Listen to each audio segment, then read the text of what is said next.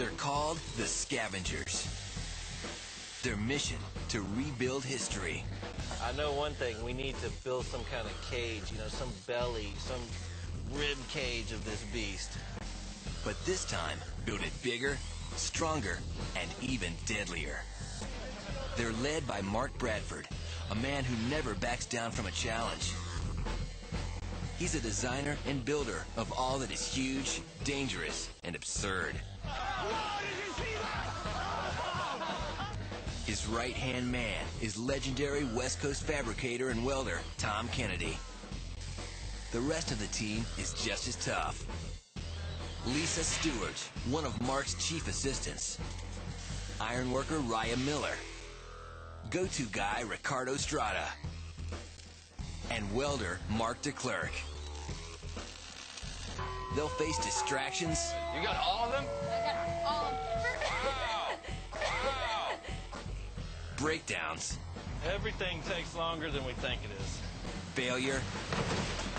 Sometimes I feel like I just follow them around and fix all the stuff. And fire. Look at it burn! Desperate race to build all in the world's biggest crossbow. And now their mission begins.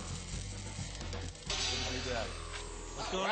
Hey. Maximum power, but even with the gearbox, it's not easy. I know it's gonna get a lot harder. Cable to get taut! The cable gets taut! Taking a break? I'll build this. One rubber band snapped, but they've planned for that. There are plenty of bands in place. They stretch the bands tighter and tighter until Holy cow. disaster strikes.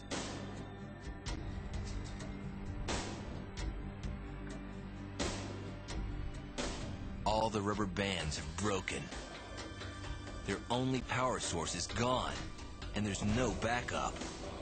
No pneumatics, no leaf springs, no nothing. It looks like the project is over before a bolt is even launched.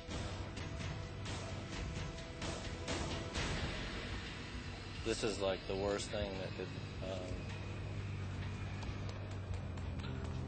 happen. We came up with an idea of folding the rubber around a wire with a hose on it, and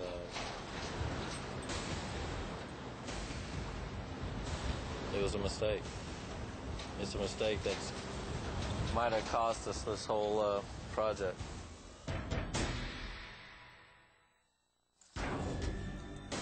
Only a few hours are left to finish the crossbow mission, to test it, and then to shoot a flaming bolt 100 yards. But the only power source, a series of giant rubber bands, just snapped in two during the wind-up for a test shot. The Scavengers are trying to pick up the pieces and move on. Now we're doing the forensic study of where they all broke. Did they all break in the same place? Hopefully that evidence will give us ideas for what to do to move forward.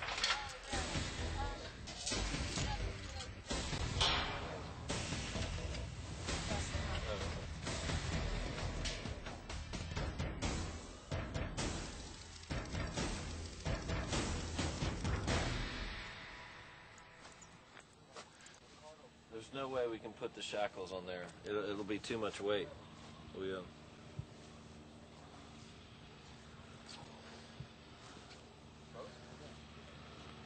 We need to get a shot off.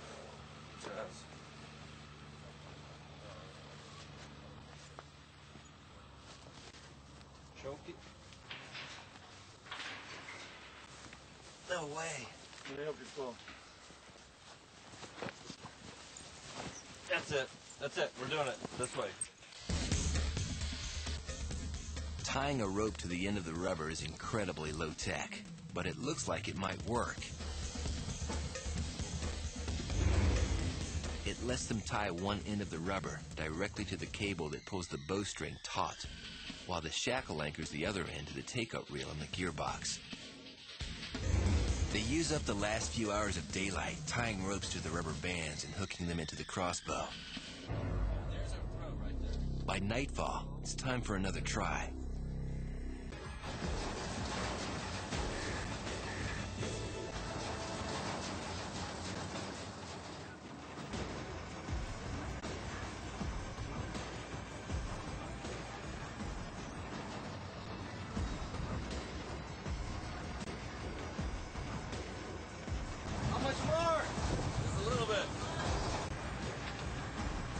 Can you not just pull it?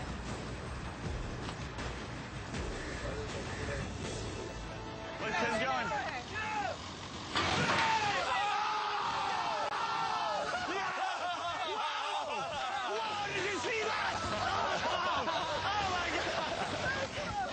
So close! The flaming bolt flew 100 yards and missed the target by only inches. They would give it another shot, but they're out of time, and so many bands broke under the tension of the last shot, they don't have enough power left to shoot again.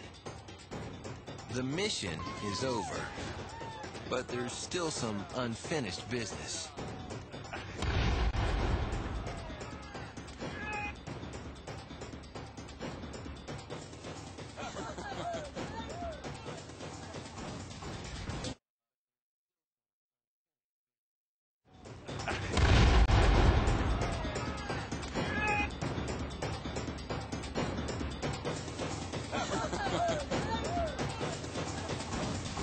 Just want to honor you guys for sticking in there. We rallied. Yeah. Yeah. All right. What are we going to do next?